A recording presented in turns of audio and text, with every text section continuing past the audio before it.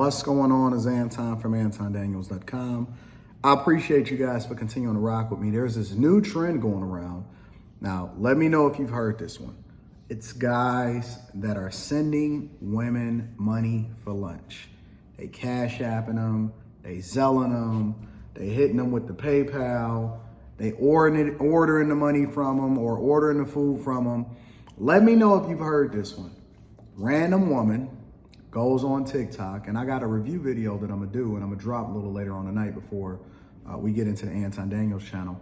Random woman goes on TikTok, complains about the fact that a man is sending her a specific amount of money, let's just say $30, $40, and they say, well, that's not enough.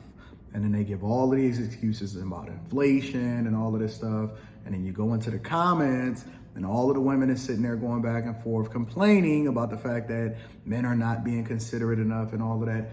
Where did women get such entitlement from? I'm just curious. What is this new trend and why is this even a thing? Why are men sending women? Now, I know that it's like a personal recession. Maybe the data that comes out from the Fed or whatever it is that they saying as far as unemployment rates and all of that, maybe the statistics don't really show what's happening right now. But what's really happening is it's a real recession, meaning that people may have a job, but they may be underemployed. Or they may be working, but they can't really keep up. And so they letting stuff go, or they trying to juggle, and bills and all of this other type of stuff is happening. But then if you let social media tell it, or Instagram tell it, or YouTube, or TikTok, or whatever, all of these women, they boss chicks. They get into the bag, they successful, they killing it, they running it up, they buying all of the homes. But then I look on the flip side, when you really start diving into the numbers and you realize that, you know what? All of these women is getting thrown out on their head in evictions. And the ones that's getting foreclosed on the most is the women.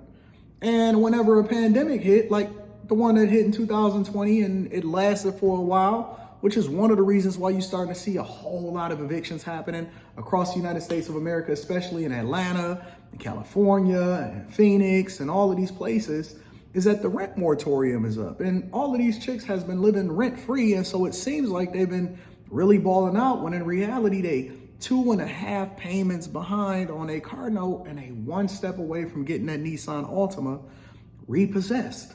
But then they sit there and they pick up their device and they talking on their phone and they on TikTok and stuff, and they having a conversation about how you not doing enough. And aside from the fact that you shouldn't be sending them money in the first place, they're having a conversation about whether or not you sending them enough money for them to be able to get their nails done and their hair done. And now the new trend is food. They have you programmed in their phone as food, and you continue to send them money, and you continue to simp out, and you continue to do the thing that's in a worse, 100% worse interest for yourself. Now, people have taken me to task and they said, hey, Anton, you messing up the game because you got these chicks and you're flying them first class into the city and you're putting them up in these good hotels or whatever and so on and so forth. No, it's a difference because this is a business and we get money together. You know what I'm saying? And so the return on investment for me is always going to be in a positive. Otherwise, I have to reevaluate what my business relationships are. And let's be clear, everybody gets this type of treatment. Women, men, content creators, whoever it is that rock out with me, I'm always going to treat them great because I want to remove the barriers to entry for you to feel comfortable to really focus on what it is that we got going on. And all of the time, it's not even related to content creation.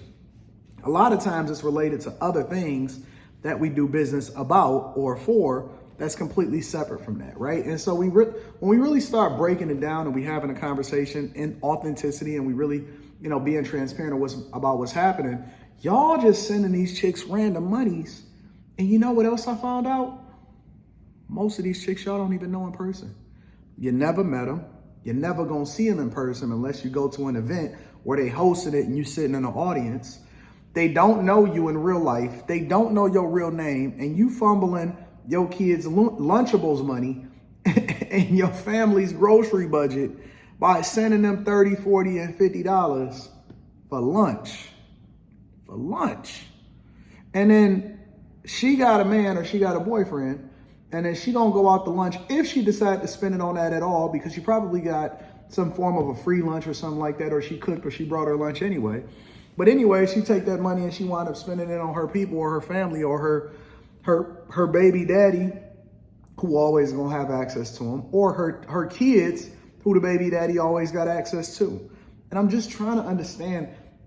Well, let me revise that. I understand. I get it. I understand. It makes perfect sense. I know why y'all continue to do what y'all do, and it makes perfect sense. Well, Anton, what are you talking about right now? That's the reason why stuff like OnlyFans exists. You know, I always be trying to figure out who are all of these chicks, because we be holding them accountable and we saying, listen, you know, you out here on OnlyFans and you're doing this and you're doing that, but these chicks be out here getting rich off you living a life that they really want to live, and they be online and on OnlyFans and they be running a checkup and getting to the bag because you the one that's funding their lifestyle. And if it wasn't a market for it, then it wouldn't exist. If it wasn't a market for it, then it wouldn't exist. We wouldn't be sitting here talking about OnlyFans and chick out here finessing or whatever. And I'm not here to save everybody, because I'm having this conversation with guys in order to save themselves from a bunch of heartache and from a bunch of investment in things that's not going to be a return on investment for you.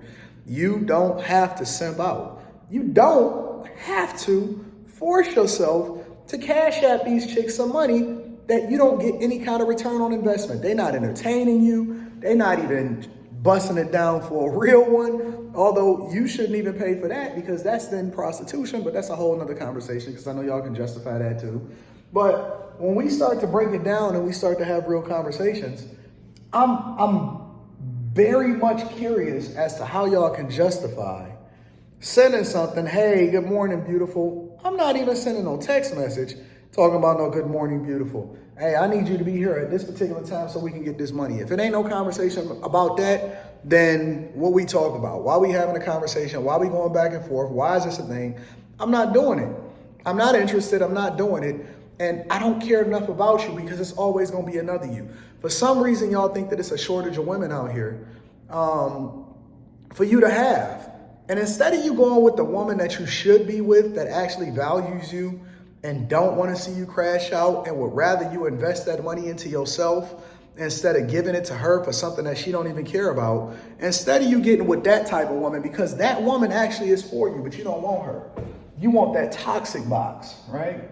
You want that woman that's going to ultimately make you pain, give you pain and suffering, and make you pay dearly, and then you going to feel loved as a result of it. You know, I've realized also that trauma bonding goes both ways. So, you know that chick that will never leave the dude that's doing the worst thing for, or worst thing to her, and she don't feel like he don't love her unless he put his hands on her and stuff like that. We all seen that before, right? That also happens on the reverse. It happens to guys also.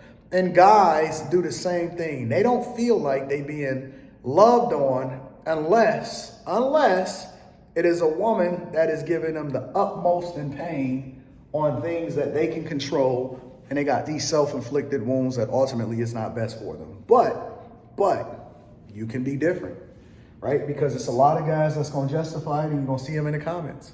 And they're gonna be fighting, and they're gonna say, oh, Anton, you don't understand. As long as people be happy, or it's gonna be a woman in the comments that say,